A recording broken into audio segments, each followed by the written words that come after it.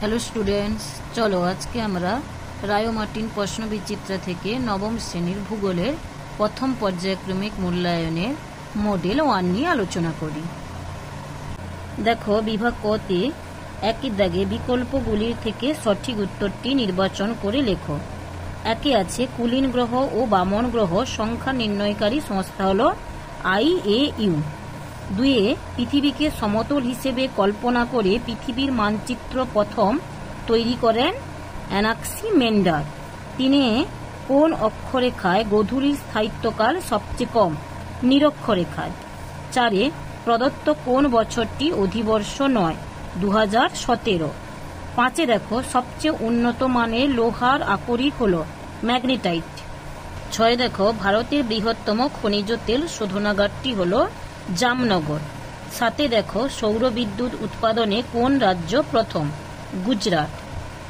বিভাগ খ-তে দেখো, 2-এর এতে আছে নিম্নলিখিত বাক্যগুলি শুদ্ধ হলে পাশে সু এবং অশুদ্ধ হলে পাশে অ লেখো। একে আছে নক্ষত্রদিন অপেক্ষা সৌরদিন দীর্ঘতর, শুদ্ধ। 2-এ দেখো, চন্দ্রগ্রহণের সময় পৃথিবীর ছায়া চাঁদের ওপর সরল রেখা আকারে হয়, অশুদ্ধ। 3-এ দেখো, সম্পদের কার্যকারিতা সর্বদা গতিশীল, শুদ্ধ। 3-তে দেখো, উপযুক্ত শব্দ বসিয়ে শূন্যস্থান পূরণ করো। একে আছে পৃথিবীর আবর্তনের ফলে সৃষ্ট বল হলো কোরিওলিস বল।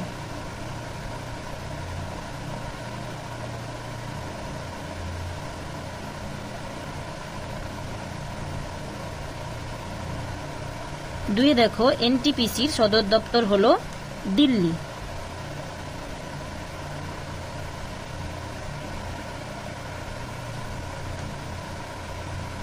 সিদ্ধাগে দেখো, 2-1 কথায় উত্তর দাও।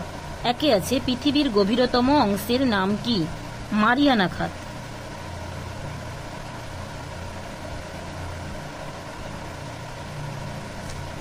2-এ আছে কোন গ্রহের আবর্তন দক্ষিণ থেকে উত্তরে?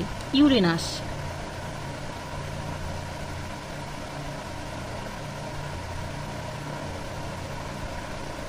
3-এ আছে সাদা কয়লা কাকে বলে? জলবিদ্যুৎকে।